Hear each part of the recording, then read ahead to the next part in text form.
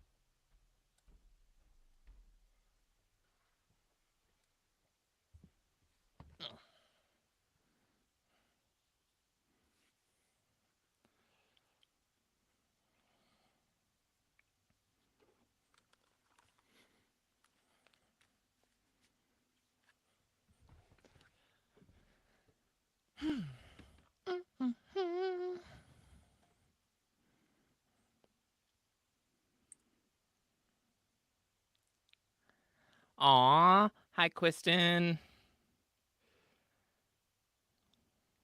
You'll hear that in like 20 minutes because of the delay. Remember, don't tell Joey that I gave you exclusive access. Exclusive access.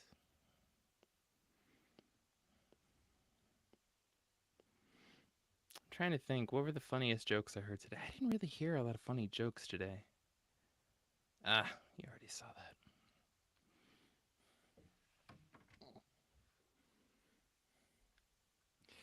that. Joey is frantically, right now, looking for the perfect mustache out of his collection of mustaches.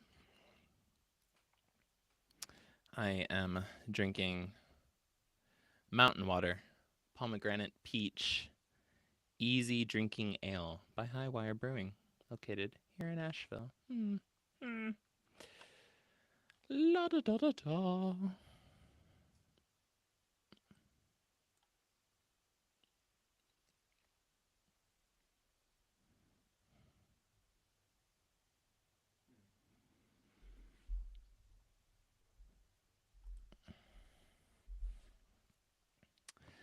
Let's see here. I don't know. Joey has his Joey minute where when I run away for a cigarette or inevitably to pee, he just kind of rambles during Patreon. I feel like I need my Gil minute, my minute, my Gil moment. I don't know what to call it. People write in, tell me what the Gil minute should be called and what I should do. I don't actually know.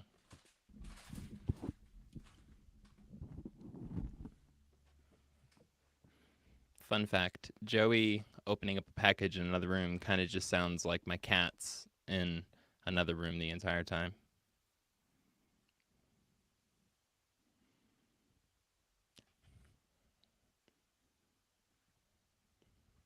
Ooh, tomorrow's lows to break record. You don't say.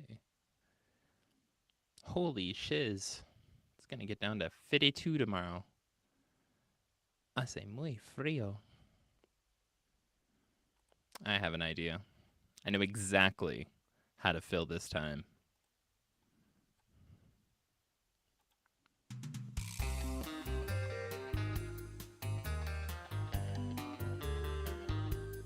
Yeah.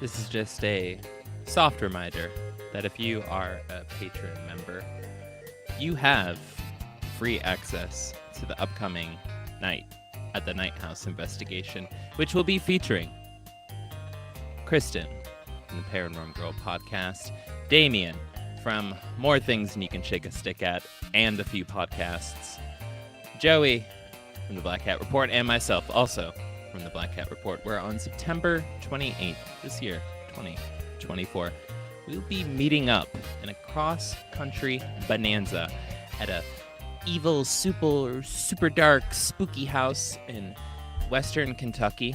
Oh, he's back with the mustache. Okay. Why, hello. Oh, jeez. Let's hope it doesn't fall off halfway through. It's gonna fall off. I can already feel it. Oh It's my going on. jeez. I should have shaved my face because it's on my mustache, so it's gonna be fucking horrible to take off. I've always appreciated your commitment to the bit, bud. I almost just shaved my whole face right just then and just left my mustache. You shave everything but the mustache and then Yeah, put the yeah. mustache on. Yes, that would have been the smart thing. But now I need to feed my Dr. Pepper hole. I am going to make that into a gif of you just saying, now I need to feed my Dr. Pepper hole. Yep. I'm gonna see how it looks.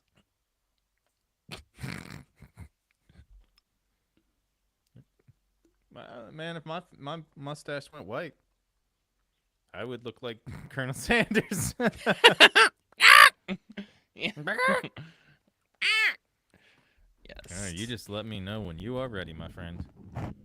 Homie, I am ready. I just awkwardly tried to entertain people solo. It did not go well. Crash and burn. I see our subs going down as I speak. Our submarines. We did Yes. us and Northrop Grumman got together and made some subs, so Yes. sponsored by Dr. Pepper. Jeez. Brother, whenever you're ready, I am gonna mute and you take over, sir. Mm-hmm.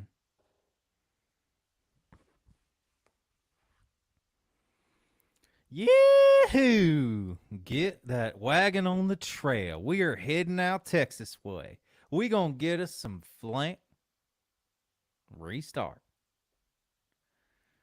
Yahoo! Get that wagon on the trail. We're heading out Texas way. We gonna get us some land and raise a family. Can't you hear the wagon wheels creaking? Creak, crack, creak, crack. And there's nothing like that smell of wood burning over the open campfire. There's nothing but the Stars above and the person just right next to you, cuddling up to keep you nice and warm. Don't pay attention to those bandits, though. If we all stick together, nobody can mess with us. We'll round up them wagons and play us some fiddle picking. Fiddling, sticking, I don't know. Once we get our land, our troubles will be all over. No murder, no running, no problems. Yep, I can see it now. It's heaven.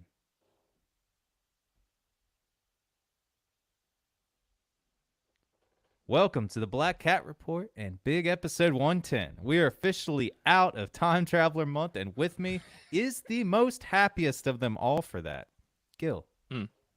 Hello, hello, hello. And I just want to say to all of our friends and family in Texas, I'm sorry. I hit the nail right on the head, I think, when I got into that. If you are watching on video, you are getting a real treat.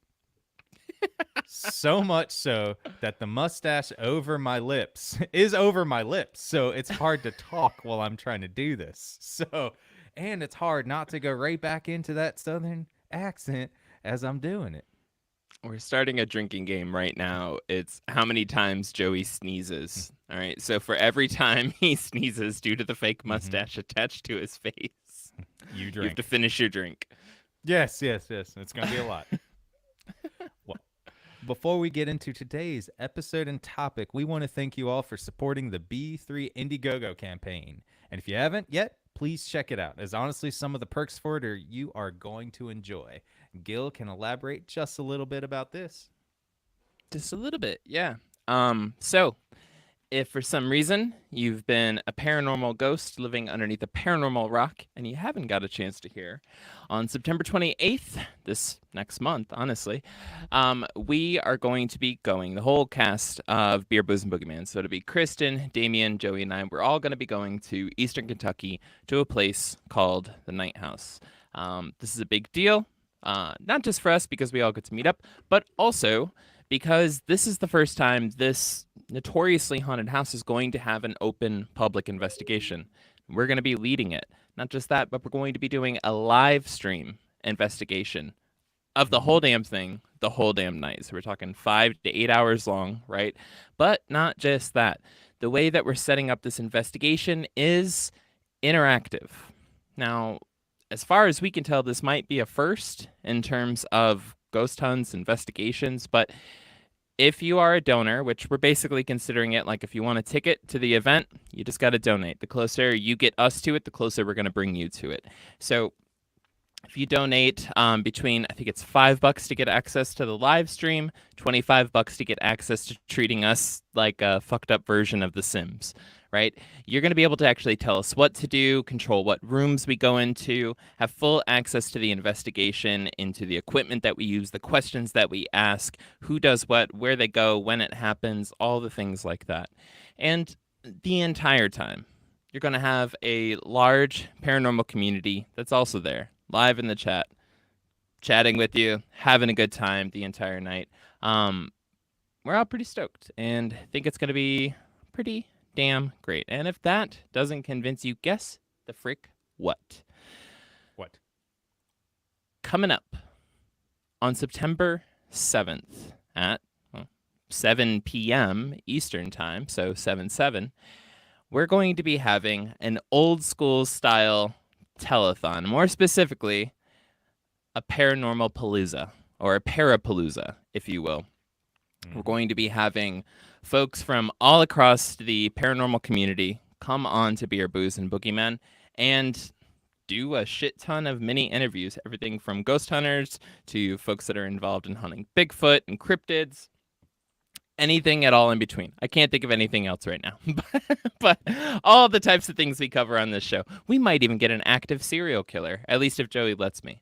But that's going to be happening on September 7th at 7 p.m. More information will be coming in next week's episode, so hope to see you there. Yeah, definitely hope to see you there.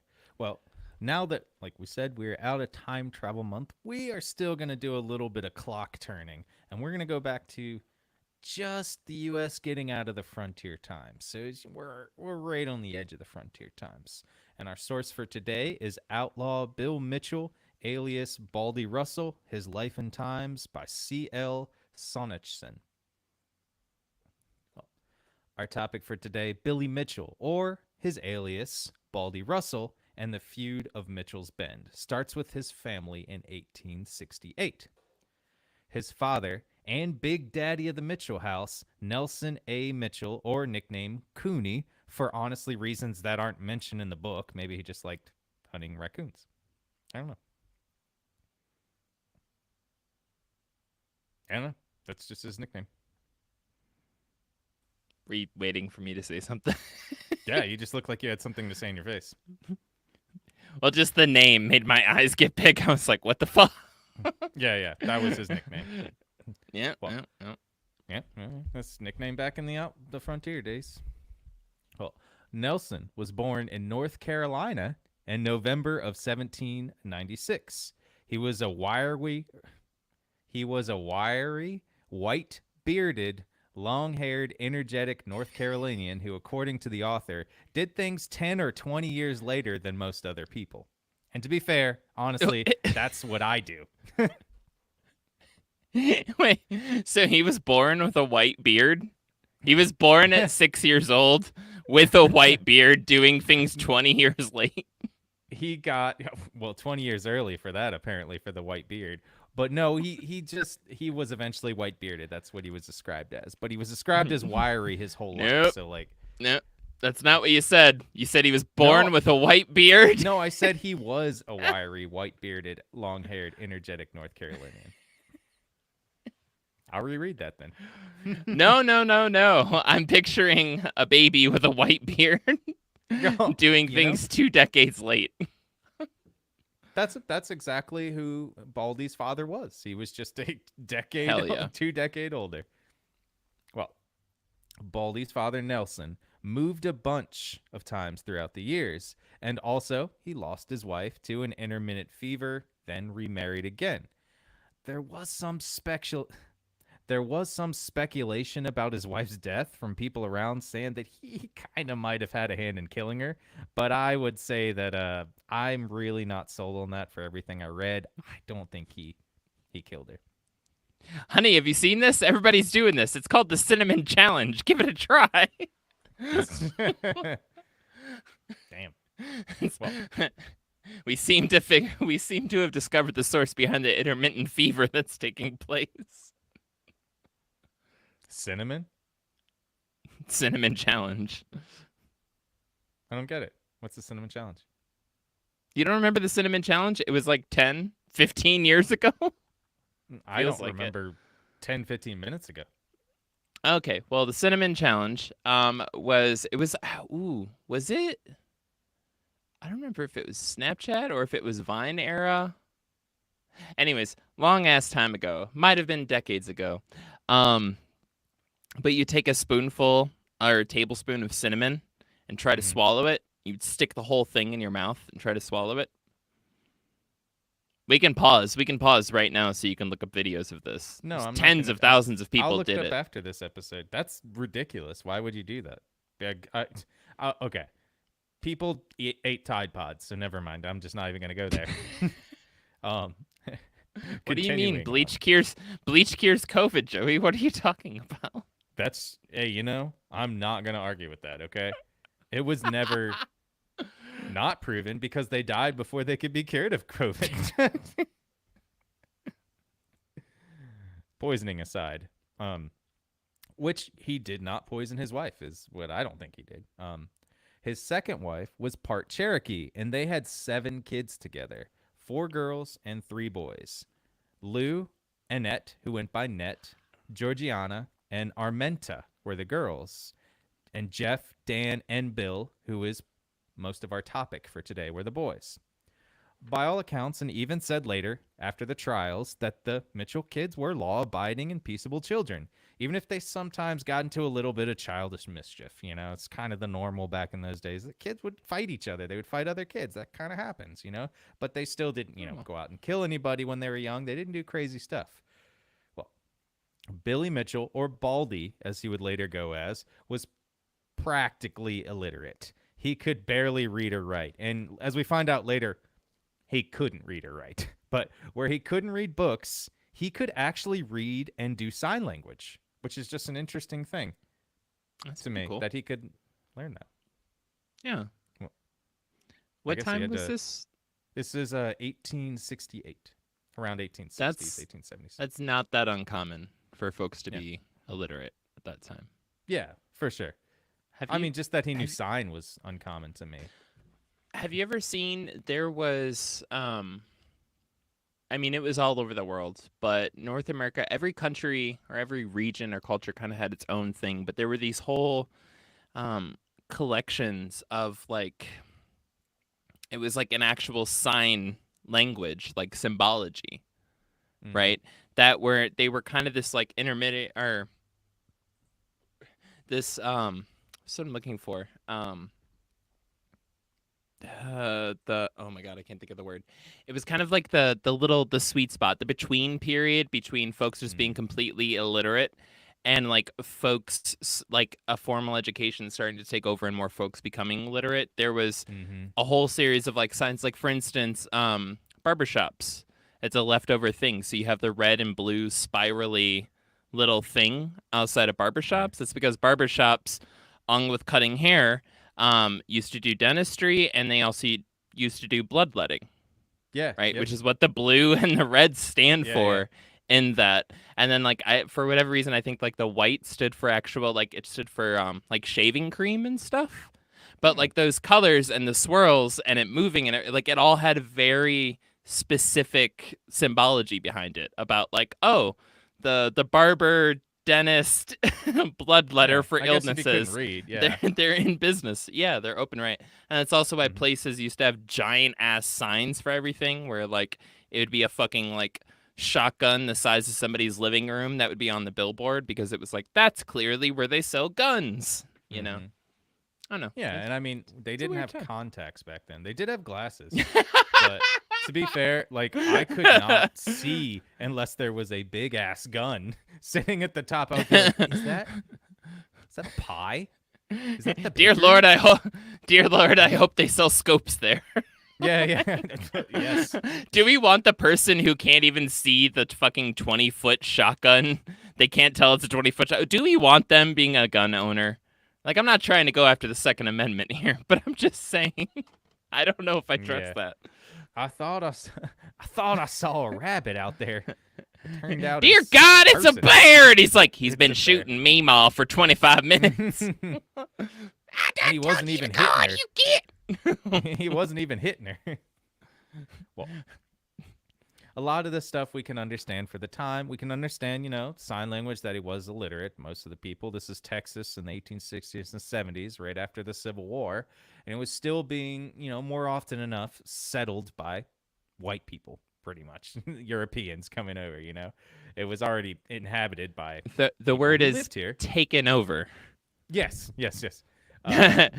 If we want to Correct. talk in terms of like, not just the native folks, And Mexicans, Spaniards, but and the Mexicans. Yeah. Spanish Yep. folks, the Yeah. Mexican folks who are also Yeah. there. And Actively this colonized for the second yeah, time. exactly. Yeah. Yeah, the second time. And being murdered off for the second time. Yeah. Well, they at this time they had yet to build major schools or anything of educational value because, like you Mm, said, they're like right in between times, and yeah. beyond learning how to survive in the wild. So most people, like Billy Mitchell included, learn things like hunting, fishing, exploring, horse riding, and the everyday things, working in a stable, all those things. Billy was also noted to have never joked, like ever. I would like to say that you could say he wasn't a parrot head. He definitely didn't wear flip flops, and he didn't step on a pop top, nor did he even like Jimmy Buffett. I can say that for sure.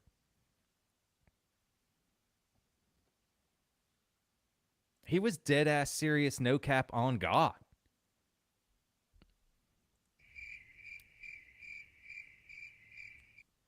Well, like most late and end of frontier life stories, feuds are what generally start outlaw stories, and this one is obviously no different. The Mitchells had moved to Texas and what eventually became known as Mitchell's Bend in 1868. The Mitchells bought large tracts of land, as was the norm, and eventually would start to sell off parcels to travelers coming out for a different life. The opposing side of this feud with the Mitchells would be the Truitts. The Truitts were also from North Carolina, and they actually were from Buncombe County. They're from here, just like Salem. Little cute little Salem over there.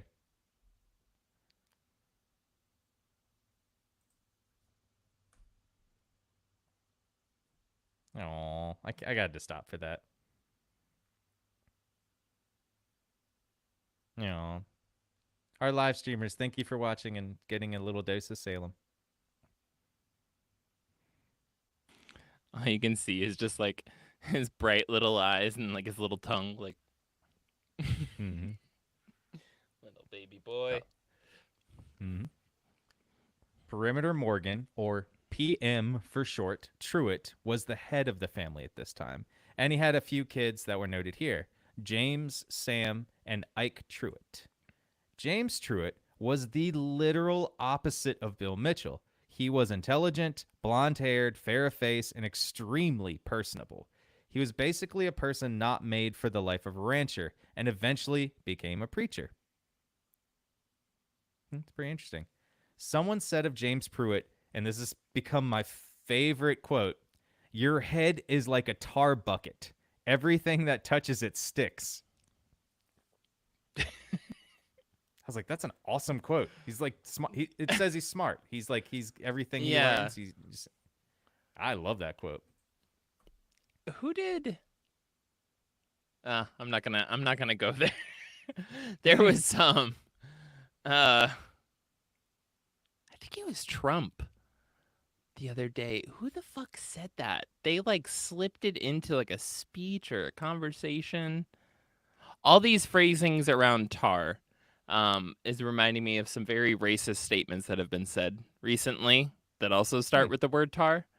I think it was Trump, but he snuck it in for like a half a second. Nobody said anything about it, and I'm just like, we're really not going to mention that. You're just Sorry. gonna side eye what's I'm going having on right here. I'm having flashbacks to like literally the other day where he was like, it's like a blank baby, and it just blah blah blah blah blah, and I was just like, what the literal fuck? Is this okay to say now? Like, I don't think so. He just said it. yeah. Yeah. You should never Ugh. judge Sorry, anything I'm having flashbacks. okay to say by what Trump says. So That's some solid life advice. okay. If there's But, anything yeah. we should learn from him is mostly what not to say. Yeah, truth. Sorry, I'm just having flashbacks with that term. But Well, go okay. ahead, Joey. Well, it was made back in the outlaw days for sticky stuff, which it was. The Pruitt family itself was definitely a more well-to-do family than the Mitchells, and it showed. Though, what is funny is for the most part of the time before the feud started, I guess as in most all feuds, both families were friends, you know? And according to both sides, they helped each other get on in life. Nelson Mitchell, the father, even bought James Mitchell. That's not right. Sorry. You good? James Truitt. Well, Nelson Mitchell even bought James Truitt a Bible and some clothes to help him get on with his studies to become a preacher. It was pretty peaceful for a while, but this was like the calm before the storm, just like the Hatfields and McCoys. Except Yeah. Hatfields and McCoys, honestly, they just hated each other from the beginning. Yeah, think. pretty much. Yeah. Yeah. This one, Well, they there were was pretty that whole nice. sour land deal. That's what did it. Yeah. It was a whole sour land deal where like neither side could agree to what was fair in the process, but yeah. That makes sense. Yeah. Land. That'll do it. Yeah, that'll Yeah. do it. Land will do it. Well, All we have is the rest of this continent we're taking. God damn it. this land is your land. This land is my land. No, this land is our land, not your land. That's what we said. It's never your land. Well, at the beginning of 1874, this is when it all changed.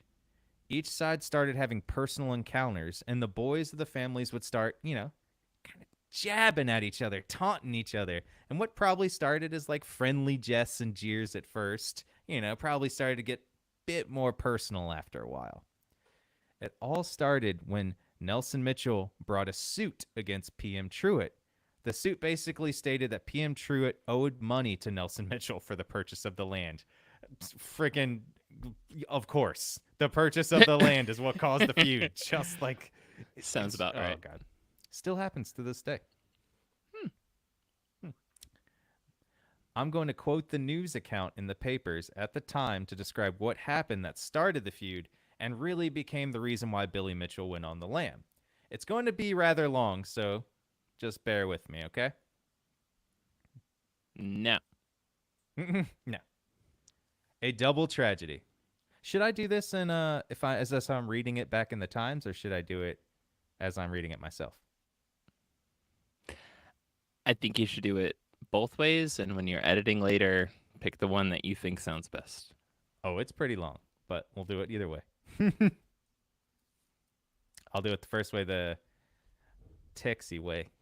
Southern Texy way. It's not even Southern. It's not even Texas. I'm sorry to all the Texas listeners that will eventually be here. I do not know any other accent besides Matthew McConaughey. And it should sound Texas, but it sounds more Southern. It's a Southern version of Matthew McConaughey. Matthew McConaughey is Southern. He's from Texas. Yeah. No, I mean, it's more Southern. It's like more, like, I would say it's more North Carolinian than it is more Texas.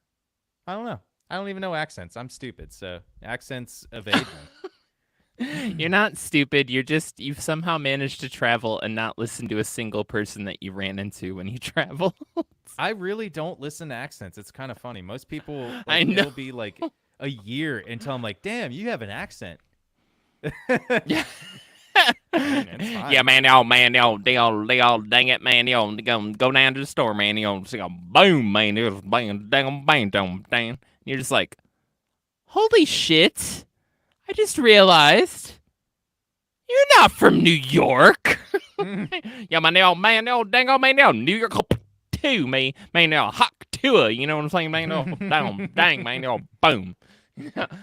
And what's funny is I can really You're the understand funniest. people that have those crazy accents too. Like, I don't even realize that. I was like, later, like I said, later, I'm like, hey, I guess he did have an accent, but I understand completely what he said. And people are like, what'd he say? Like, I don't even know what that person said at all. And I'm like, no, here's what they said. And they're like, oh. Meanwhile, I'm outside of the fucking like BP Supercenter gas station where I just heard that, just practicing it over and over and over again. And you're like, why is Gil just repeating the same sentence over and over again? I don't get it. And I'm like, I'm working on a character, and you're like, you just that's just you. And I'm just sitting over here, just like, bow dang up, man. And you're just like, I don't that this joke's going nowhere. I'm tired. Continue, Joey. Okay. Well, we're going to do the Texas Southern way first so we can get into this character. A double tragedy. About 6 o'clock Saturday evening, this community was startled into a fever heat of excitement by the news of a series of murders committed on the highway about 7 miles south of this place. The particulars are substantially as follows. In the Tankersley Band, there reside two families named, respectively, Truitt and Mitchell. For some time past, there's been a lawsuit pending between P.M. Truitt and Nelson Mitchell, involving the ownership of a small piece of land, but about which much bad blood has been engendered. During the last week, 3 sons of P.M. Truitt were attending court as witnesses, and were in town every day. The father, being very low with an attack of pneumonia, could not attend. On Saturday afternoon, the Truitt boys started home and not proceeded far before they were overtaken by the Mitchell gang, consisting of Old Cooney, his son William, W.J., and Mitt Greaves and D.A. Shaw, armed with shotguns. Being peaceable young men and wishing to avoid trouble, the Truitt boys rode away and for some time kept ahead of them, but the Mitchell crowd, as if bent upon murder, overtook them when about 7 miles from town, without a word of warning, leveled their guns and fired in the volley. Samuel Truitt fell from his horse dead, and James Truitt, who, by the way, is a Methodist preacher, received a fearful wound in the shoulder. Isaac Truitt, a mere lad of 16,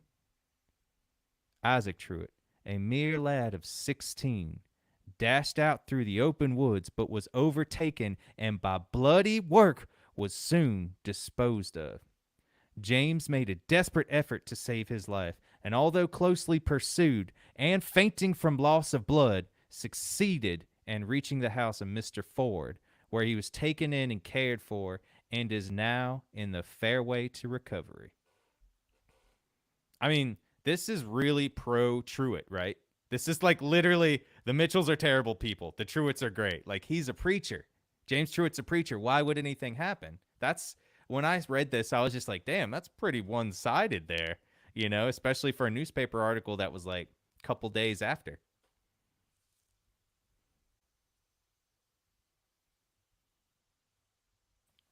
Yeah, especially like they even threw in that part, like, I don't know, 3/4 of the way through, it was like, by the way, is a Methodist preacher, like, threw that in there, which I gotta say, Joey, compliments on your accent. You killed it.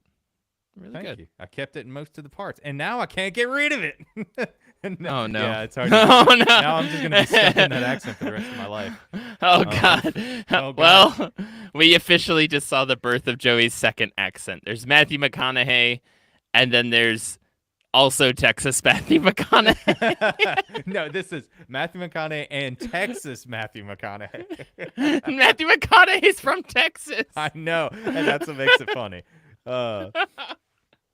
Yeah, but like reading it, I'm just like, dang, there's no other side to this. And when newspapers came out, like it's just, you know, throwing fuel on the fire, like, damn, they killed him. It's crazy.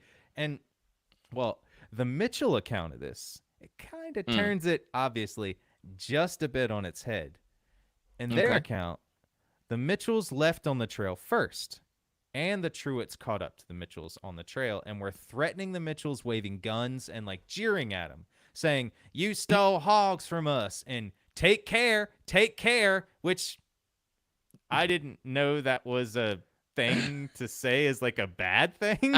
I always say that to people, and I hope they don't think that I'm saying that to be like, I'm gonna kill you later, you know. I think it like kind of goes with the same thing of like, you better watch out. You better watch out. You better watch out. You know, like it's like it doesn't, it's all about the tone, you know? Yeah. And like if you're pointing a gun at somebody and they're stepping towards you, and you better take care. Take care right now. You better take care. Like it's like it's basically saying like, take heed. Like you better watch the fuck out. You know. Yeah. Watch out for us because It's an old timey like fucking like, I'm not the person you want to tussle with. You know, like the kids say these days, tussle. I don't know. Tussle. That's not a thing. I don't know if they say it. I think you do that with people's hair. You know, you just like tussle their hair. I just know that my agent says I need to use the word demure at some point in this episode. If we are going to burn that word. Demure.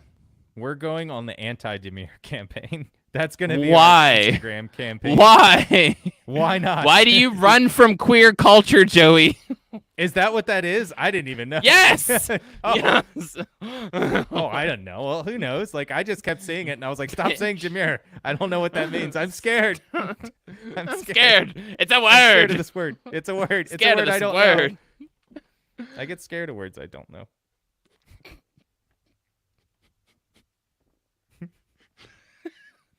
I like to know all words. I like to know meanings behind words, and so like I'll look them up, and I should just like look up what demure means. Honestly, I've heard it enough apparently in the last few weeks on every Instagram reel, and I'm just like, maybe I should look up what this word means. Yes, just like no cap or on God or Riz. No capitulation. Stuff was. Capitulation, which I did not know was surrendering. And not yeah. Oh God. Words. Well, farther up the trail, the Truitts again got around the Mitchells and pulled out their pistols and started waving at them threateningly, right? So they did it again. Now, it was said that Isaac Truitt, one of the youngest Truitts, snapped a derringer at Bill Mitchell, and Mitt Graves, who was the brother-in-law of Baldy Mitchell, turned around and seeing this, just blasted Sam Truitt off his horse. And so it began they killed Ike as well. And James Truitt was able to escape with a shot in his shoulder. So they blasted the shit out of him. I mean, either way you take it, they killed him. This Mitchell idea is that they were threatened because they had a gun. It kind of makes it so it's not like cold-blooded murder, you know? It kind of makes them look a little better because people would understand, like, okay, well, like if a guy's pulling out a derringer at you, he means to kill you. And if he's threatening you, running by, and, you know, you're kind of playing chicken, I think that guy means to kill you, especially in the frontier days. Like, even after the frontier days, it's kind of like if somebody walks by you, points a derringer gun at you, and it's just like kind of fakes. And I think that's what was happening in the way. He like kind of fake shoot at him, kind of like, even if it's like not threateningly, even if it's not threateningly, even if it's not dangerous looking or feeling, like it's like it still would scare me enough to be like, okay, I got to still protect myself, you know?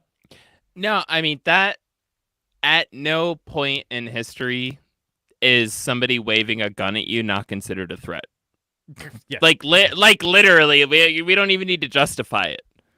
If you come across somebody on the street, you know, if you're like, I don't know, fucking in your say you're a gun owner and you're in your house and somebody out on the street points a gun up into your like living room window, like pointing it at you, and you happen to have a gun there, you're pulling your fucking gun out. Like, what the fuck's going on? You know, like that is. Yeah. It's never been okay to do, and it still isn't okay to do, you know? No. Yeah. And, well, Ike Truitt, right? He was the youngest, the 17-year-old. He couldn't get away because he was the only one these kids with firearms. That's what it is. Well, it's because he was riding a mule, and everybody else was riding horses. Yes. I just wanted to bring this up. Get on, you jackass! No, I'm talking to my mule. I'm not talking to you. What'd you say to me? And it just gets confused. That's what really happened. And he's talking to his mule, and then the guy shoots him, and he's like, I didn't mean you. Aw. It's how most fights started in the Wild West. Yeah. I can just imagine him being like, hey, guys, wait up. And his brothers just ride off without him, kind of leaving him there to get shot and killed. And he's like, bye. That's terrible. I know. You know what, though? That's what brothers would do back in those days. That was a joke. That was the joke. Good luck getting killed. That was the punchline. Yeah. No, yeah. Well, I do think it's sad because he was killed and he couldn't get away. But, you know, enough time has passed. We can laugh at his death. It's fine. It's like 130 years. Right? Yeah. Yeah.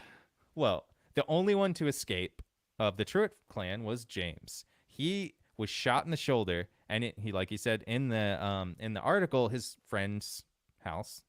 He went to patch him up. Well, the papers, like in the excerpt I read above, gave glowing reviews of the Truitts and horrible traits to the Mitchells. When the news cycle of the event ended, Isaac Truitt, who was one of the people murdered, became a crippled and lovely boy. Like, basically, they just keep evolving this story to make the Truitts look better. You know? There's nothing wrong with that phrasing, but that's, like, striking. Like, for some reason, where it's just like, and due to the injuries he sustained, he became a crippled and lovely boy. It's just like, what? Like, I don't... Well, it was basically them trying to... The adjectives put together, that there's a certain ring to it. I know that the newspaper... Well, I know that the newspaper guy, when he put those letters together, he was just, like, shaking his head like, yeah, that's poetic. There's a certain ring to that. Yeah. Literally, that's what I'm doing. Yeah. Just, like, sitting there with the lead type, just lining it up, yeah. Yeah. This lead paint over here tastes pretty good. Just gray tongue. Yeah. It's like, damn, that's how the papers were written back in the day. Well, now that I'm done setting up the type for for today's newspaper, gotta get to my job as a hat maker. Snorts Mercury and just keeps walking. Yeah. Damn. It's probably licking radiation later on. Yeah, I have a great idea for hand watches. Yeah. Not pocket No, watches, hand watch. You you're have to just be a gonna. little bit high to come up with that. Like, You what if do. we put a sundial on our wrist? Like, that doesn't Whoa. even work. Then how would you? No, no, no. Witchcraft. Trust me, I got this. Witchcraft. Burn them. It's wristcraft. Nice. Well, because of all the news stories, the events, how it was covered, public outcry to bring the Mitchells in grew so loud, a posse was rounded up to pick up the Mitchells and try them for murder. Damn. Major Kingsbury of Kansas City and James Dawson of San Antonio were sent out to arrest the Mitchells. They were just people that were pulled into the town to be the sheriffs just to arrest these guys. And again, we're in West Texas, so kind of. Oh, sorry. Again, we're in Northeast Texas, so this is kind of like they're bringing in people from they're kind of in the areas, but not too far away. But people who didn't really know those people, so they could still be impartial, you know? Mm. Yeah, it's just I don't got know. to be It's a getting little pretty impartial. damn. It's getting pretty damn close to Arkansas, and that's. I don't know. I don't trust it. You know what's funny? I know that people say it's Arkansas, but it's funny. Why wouldn't they just say it's Arkansas? See, this is why you'll never pass in the South, Joey. There's a place right next to it that's called Kansas. We're just Kansas, I guess. I don't know. Exactly. They're piratey Exactly. Kansas. Yeah. They're piratey They're pirate Kansas. Kansas. We're pirate Yar. Kansas. Yar. Arkansas. Well, the Major Kingsbury and James Dawson raided the house, and then they arrested Nelson Mitchell, Owens, and Jeff Mitchell, who was just kind of a young boy. He was maybe like 14, 15 at this time. The son of Nelson Mitchell, obviously. So Prime age they of an insurgent. Exactly. The age of a murderer. Mm-hmm. Yep. Mm-hmm. Well, they searched around the town and area, but couldn't find a hide nor trace of Mitchell or Graves, the people who had Hide no actually hair. shot the people. Yep, hide nor hair. They couldn't find the people who had actually shot the two Truitts, and murdered the two Truitts and shot one Truitt. Well, eventually, the governor of Texas, because of the public outcry, put up a reward of $350 for the capture of Billy Baldy Mitchell and Graves, which is a lot. That's a lot. The Truitts almost doubled that offer. And they offered $500 for the capture, so you're getting $850 if you capture both of them. At that time, that's a fuck ton of money. That's a lot. Considering like an entire breakfast with coffee and shit like that probably cost like 3 cents back then. Mm-hmm. Yeah, it's just Damn. Yeah. Well, you can say the Truitts were fucking pissed. Well, I would like to say they were probably trying to keep up the appearances of being so pissed because honestly, I think they probably it in this instance with this feud, it took two to tango. I think they were both trying to keep the public outcry going against the Mitchells. They were trying to go like, look, get them, they killed them. To be fair, the Mitchells did kill two of them, and shot another one. So they are guilty on that account. And that's not contested. Neither side contested that, right? It's just that there could have been cause for it. And that's how I see it, is like maybe there was cause for it. Well, anyways, with Nelson Mitchell, W.J. Owens, and D.A. Shaw caught and waiting trial, and Billy Baldy Mitchell and Mitt Graves, who were the original shooters, somewhere hiding out, will go to the trials because this is going to be what affects in the long term of the outcomes later. We can get through W.J. Owens and D.A. Shaw pretty quick because both of them were tried first and then given life sentences, right? So they were just given life sentences right away. This is easy for the court. Well, Nelson Mitchell, who was Billy's dad, was next. He went to trial, and they did everything they could to get like away. Like it wasn't me. I wasn't even there. Stuff like that, saying like this is nobody saw me there. Nobody saw me shoot these people. I didn't even have a gun. There's no evidence. There's no anything. Look I don't even have a hand. Yeah. Both my hands were sawn off. He just like raises up his arms, literally doesn't have hands. He's like, how the hell you think I did it? Yep. That's why they call me Handy Mitchell. Nelson Handy Mitchell. Not for those other things I do. Oh. That's why they call me Stub Your Wife McGee. Mm-hmm. That's why I didn't take my strong hand. Well, no matter what he did, he was found guilty. Nothing but wrist.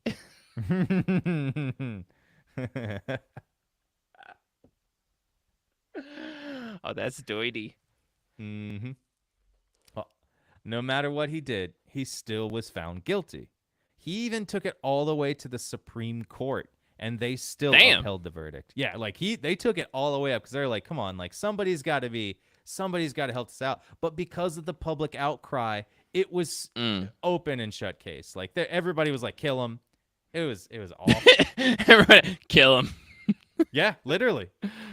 Damn. He was sentenced to be hanged until dead.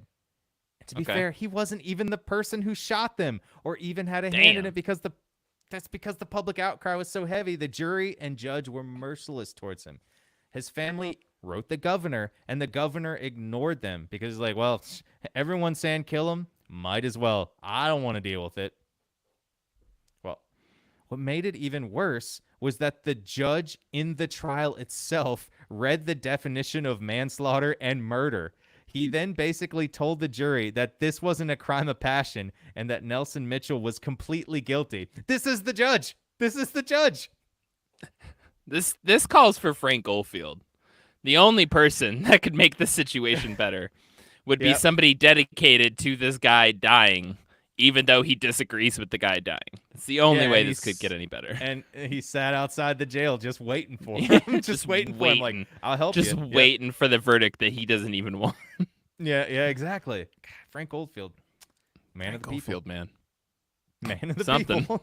Yeah, man of something. For sure.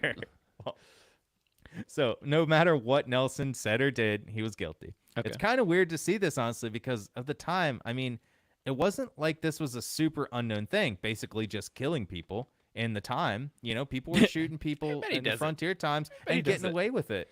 We've covered some outlaws in the past. We've covered some the cannibal, Levi Boone Helm, cannibal, who kept getting away from. He kept getting away with stuff and kept escaping, and like they let him go. Which is like this one for some reason. And I think if I can look at the time period, I think they were getting to the time where they're right after the Civil War.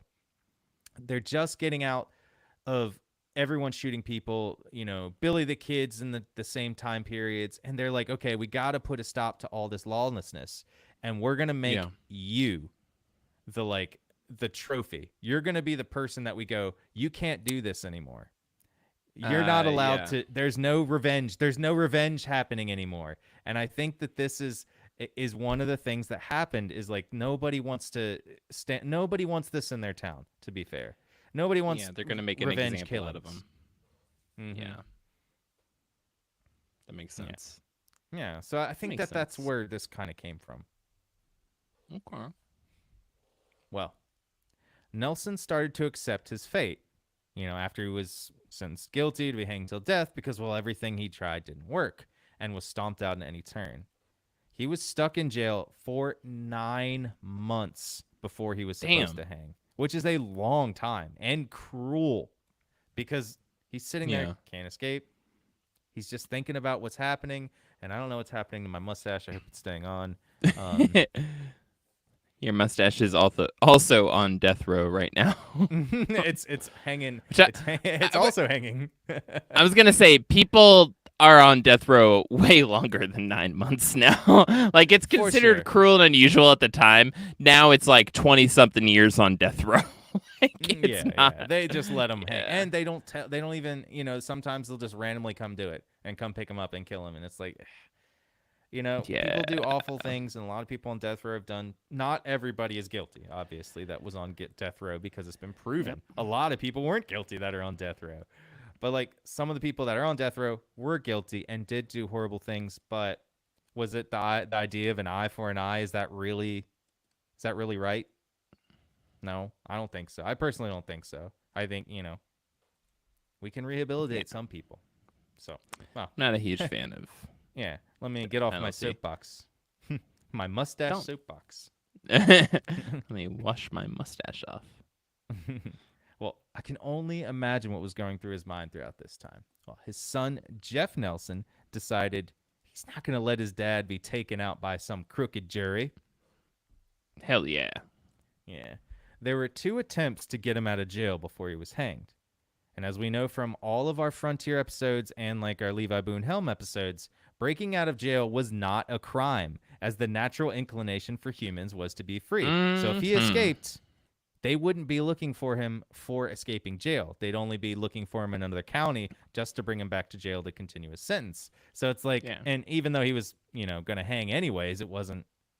It wasn't an It's additional no different. charge. Yeah, it wasn't. It's additional charge. evading arrest. Yeah. Or like evading it's just an crime. yeah, evading arrest.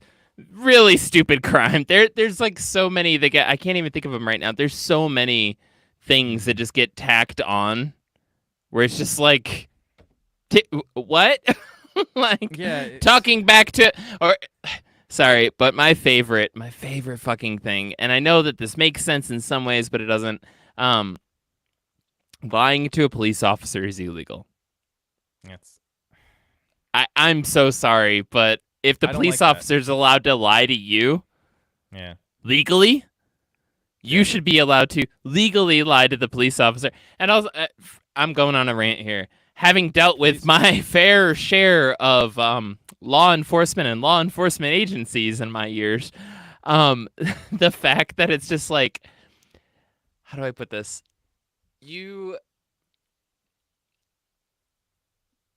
It's the insanity of like when you talk to a police officer, if you corner them in the conversation because you know the law or a specific right better than they do, then the first thing they will fucking tell you is, I don't know the law, I just enforce it, or I don't write the law, I just enforce it, or I don't make the law, I just enforce it.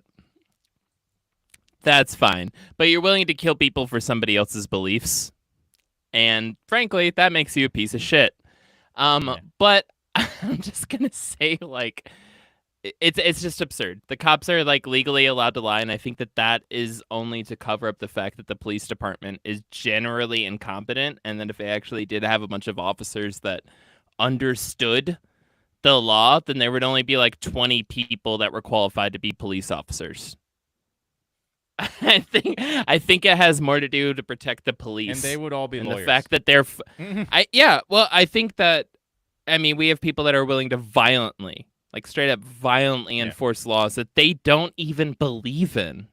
They will kill for shit they don't even believe in, which is a whole nother level of sociopathy. But I'm just saying, like, it goes to show the intelligence of the average police officer and the fact that they don't have to know the law. Well, like that kind of shows you how smart police are, and the fact that like they are given a gun and handcuffs and can completely, even if the arrest is eventually thrown out in court, fuck someone's life up. Wrongful arrests fuck people's lives up, and they generally happen in socioeconomic classes where folks can't fucking afford to deal with court fees. It fucks people's lives up. It fucks their jobs up, their families up, their careers up. Like, it fucks everything up. And there's nothing that can really be done to alter that. But there is a protection, which is even if the cop lies, quote unquote lies, they might think they're telling the truth, but they're too much of a fucking idiot to know that they're breaking the law and what they're doing. Yeah. ACAB, baby. That's all I'm saying. I can come to some agreement with that, but I will say that it does take a scholar, a lawyer scholar, to understand laws that are written nowadays. To be fair, because they're They written by should. lawyers. But I think Yeah. the Uh, more laws you make, the idea behind it, the more laws you make, the more criminals there become.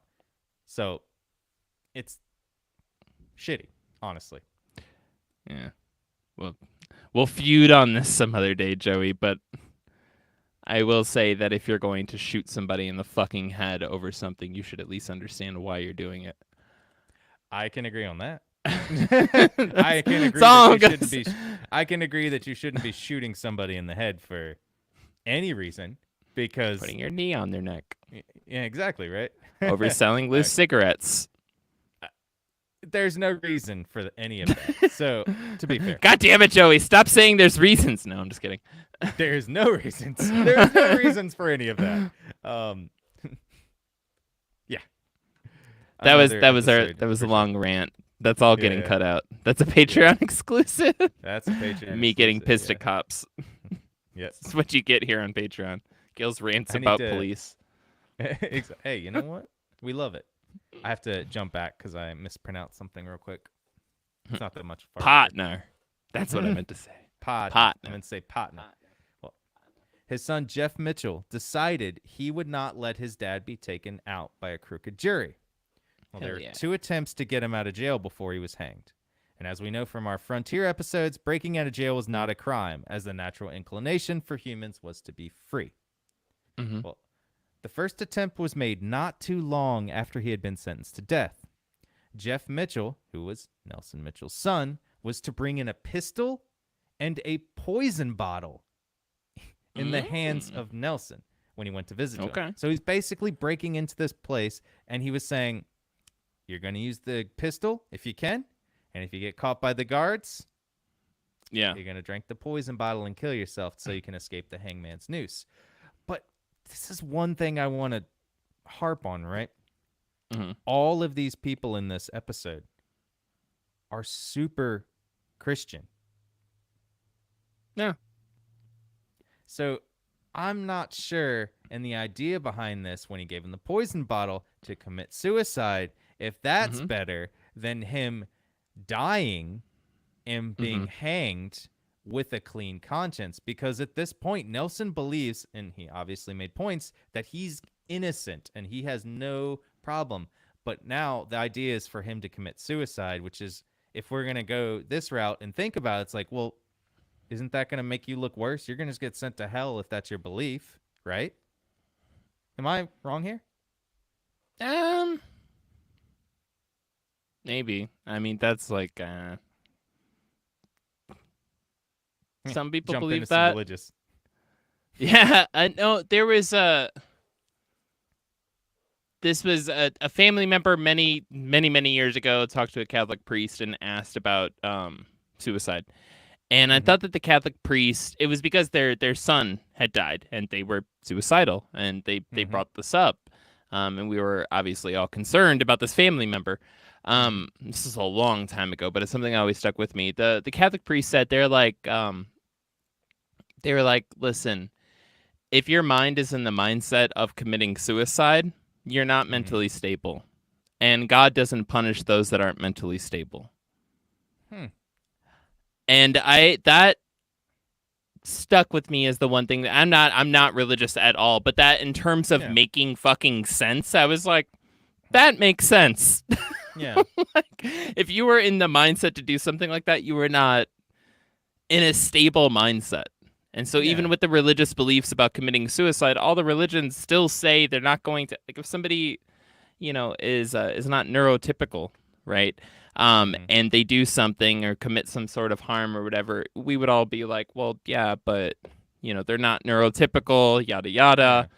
It's not their fault. Or they had a moment of insanity or this or that or, whatever. That was the one thing that I ever heard from, like, Catholic Church where I was like, that tracks. I respect that. I respect that. I respect that. Yeah. So maybe it was kind of like that. I don't know. Maybe that's the idea behind it. Well, Yeah. that wouldn't even matter because as he tried to go into the jail and they searched him as he walked into the jail, they found the gun and he didn't even bring the poison. So he only brought half of it because he didn't even think that he was tasked to do it. by some of the members of the family, and he was like, "Why would I bring poison?" And he brought just the gun, and so they found the gun, and none of that mattered. Well, the second And attempt, he was in the jail cell next to him for next to him. for an They just extended visit. no, they just let him go because they're like, we understand Go that on, you, you you know, kid. you want your dad. Like Yeah. it was that part they were very understanding, 'cause just like the law, like humans want to be free. They're just like, okay, we understand it's your dad. You want to get him out, or just making sure everything's okay. And they all knew these people in town. Like they're all Yeah. were friends. They knew the sheriffs, they knew the jails people. So they're just like, all right, Jeff, just get on out here, go home back to your mom. Well, the second attempt to get him, broken free was the last.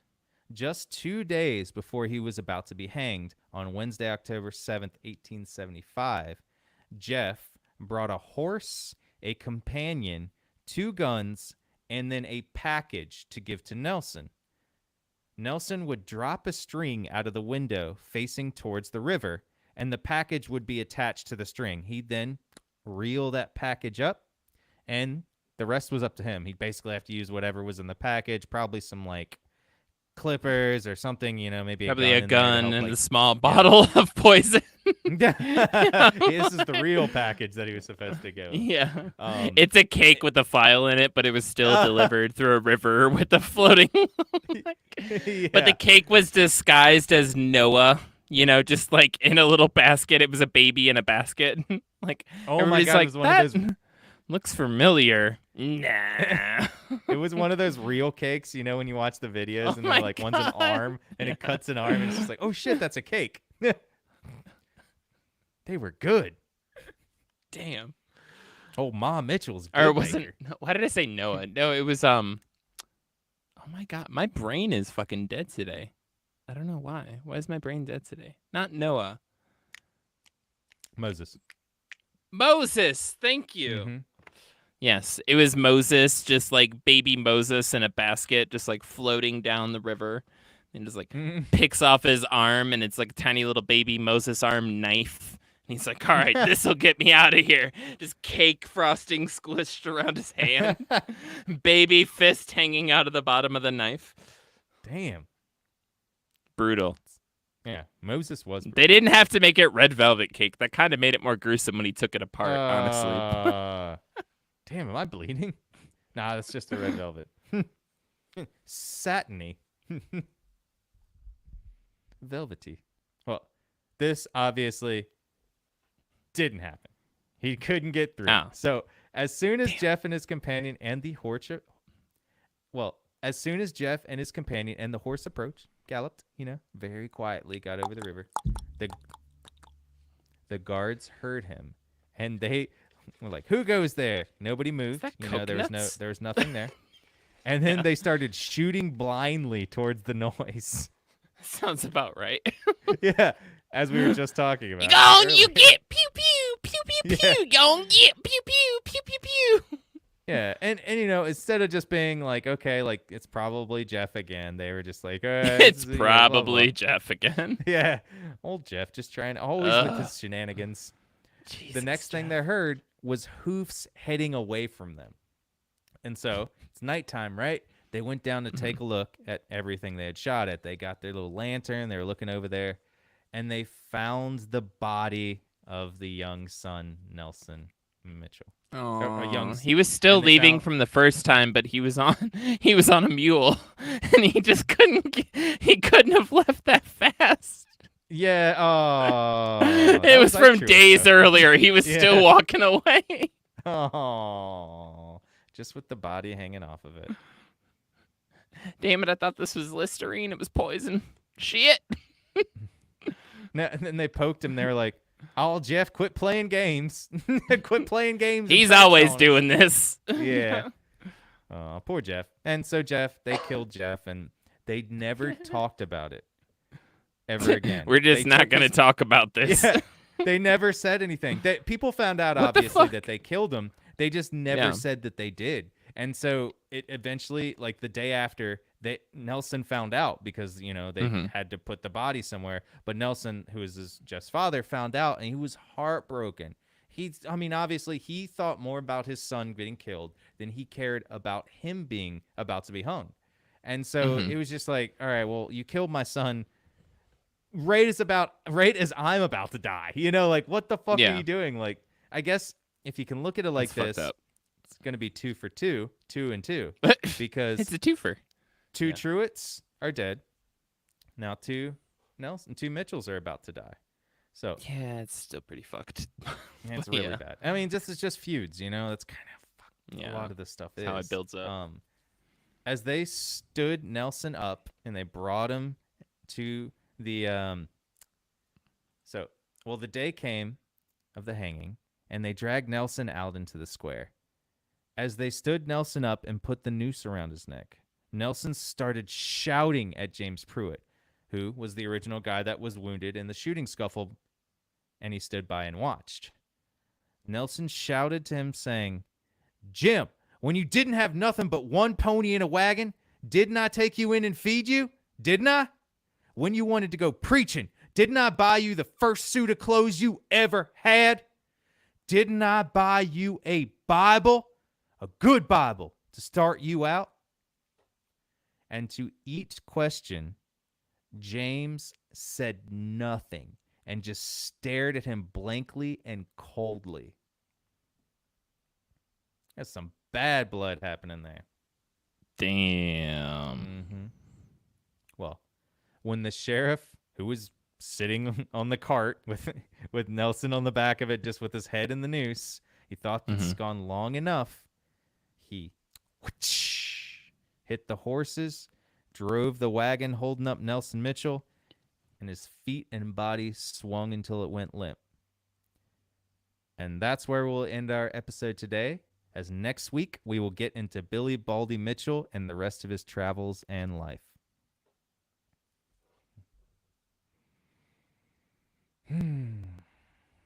We want to say thank you again to all of our patrons so far.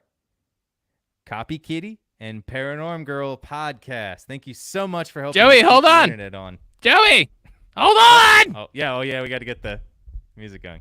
Goddamn, we gotta get it queued up. I'm always jumping ahead of you. It's okay. I was muted the whole time. I was like, hold on. Why isn't he listening? And yeah, I realized I was muted. We want to say thank you again to all of our patrons so far. Copy Kitty and Paranormal Girl Podcast. Thank you so much for helping us keep the internet on. You guys make our life so much easier. Please, if you can, our Patreon has so much to offer. We want to give you guys everything we can. You can even watch Gil dancing to this music right now. He's getting down. He's getting groovy. He's getting funky. You can even see video of Gil picking up Salem, little old baby kitty or Dada, and just cuddling him while I'm talking or while he's talking, or just getting into the mood. Well, if you see something that maybe you would want us to do or give for our Patreon before subscribing to a tier, please tell us. If it's possible, we will do it.